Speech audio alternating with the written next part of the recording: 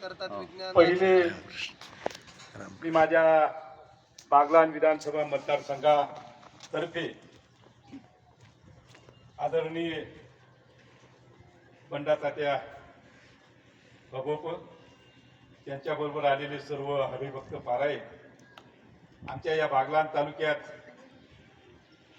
आमच्या बागलाण विधानसभा मतदारसंघाची भौगोलिक परिस्थिती जो पाहिली तर हा आदिवासी मतदारसंघ आहे आणि या आदिवासी मतदारसंघामध्ये आपण हे व्यसनमुक्तीचा आणि सांप्रदायिकचा प्रवचनाच्या माध्यमातून युवकांना जागृत करण्यासाठी हा कार्यक्रम आयोजित केला। आमच्या या आदिवासी भागामध्ये आणि खास करून आपल्या साल्हेर गावामध्ये आमच्या या भूमीत इतिहासकालीन भूमी आहे।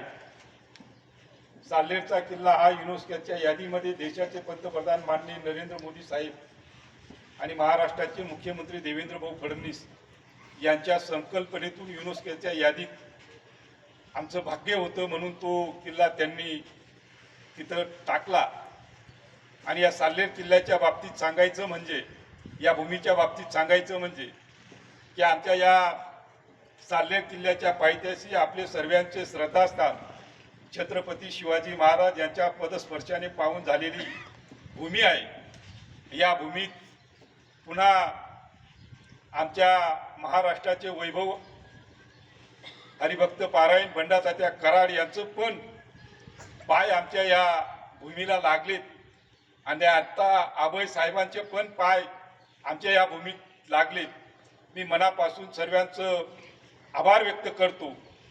आणि आमच्या या बागलाण तालुक्याच्या भूमीच्या बाबतीत सांगायचं म्हणजे आमचा मतदारसंघ हा इथून 15 किलोमीटरवर डांग जिल्हा लागतो पश्चिमेला, उत्तर दिशेला 10 किलोमीटरवर डांग जिल्हा लागतो आणि डांग जिल्हा आणि बागलाण तालुक्याचा हा पश्चिम पट्टा पूर्णपणे आदिवासी मतदारसंघ आहे। आणि डांग जिल्ह्यामध्ये गुजरात राज्य असल्यामुळे पूर्ण आदिवासी समाज तिथं आहे आणि त्या समाजाला प्रवाहात आणण्यासाठी हा कार्यक्रम तुम्ही घेतला। मी मनापासून आपलं कौतुक करतो की आमच्या या भागामध्ये आमचे सांप्रदायिकचे हबप, आमचे सर्वांचे श्रद्धास्थान कृष्णा माऊली यांच्या आशीर्वादाने आमच्या या भागामध्ये या आदिवासी समाजाला प्रवाहात आणण्याकरता त्यांनी पूर्ण आयुष्य वेचलं। आणि आमचा हा समाज जो होता तर ते आपल्या माहितीसाठी सांगतो, जंगलात जाणं, शिकार करणं आणि व्यसनापासून भयंकर व्यसनाधीन हा आमचा परिसर होता।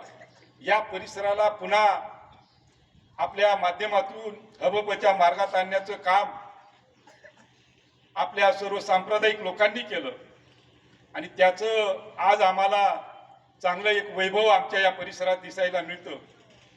आपण जर या परिसरात गेले तर तुम्हाला सर्व रस्ते दिसतील आणि आपल्याला जास्त काही सांगण्यात म्हणजे दिसणार नाही, पण आमच्या डांग जिल्ह्यामध्ये आपण जे आपले हिंदू धर्माचं जे संस्कृती आपण जतन करतो, ती जतन करण्याचं काम डांग जिल्ह्यामध्ये पूर्वीच्या सरकारच्या माध्यमातून आमच्या या आदिवासी समाजावर आक्रमक करणारे लोक आले आणि ते आक्रमक करत असताना या गावापर्यंत पोहोचले। पण या गावापासून वरती आमच्या 2 ग्रामपंचायती आहेत, त्या ग्रामपंचायतीमध्ये जवळजवळ 22 पाड्या आहेत। त्या 22 पाड्यामध्ये आम्ही आपल्या आशीर्वादाने 2019 भाऊ यांच्या आशीर्वादाने प्रत्येक आदिवासी पाड्यामध्ये आम्ही 25-25, 30-30 लाखाचे राम मंदिर आणि हनुमान मंदिर बांधले आहे।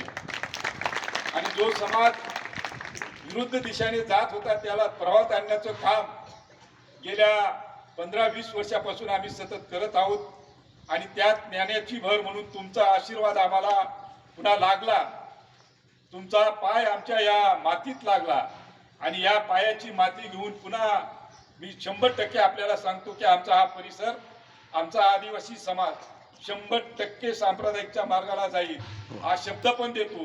आणि आपल्या माहितीसाठी सांगतो, आमच्या या तालुक्यात एकूण 22 आश्रमशाळा आहेत आणि 22 आश्रम शाळेमध्ये एका शाळेमध्ये कमीत कमी 1000 विद्यार्थी शिकत असतात. 22 ते 25,000 विद्यार्थी आमच्या या आश्रम शाळेमध्ये शिकत असतात.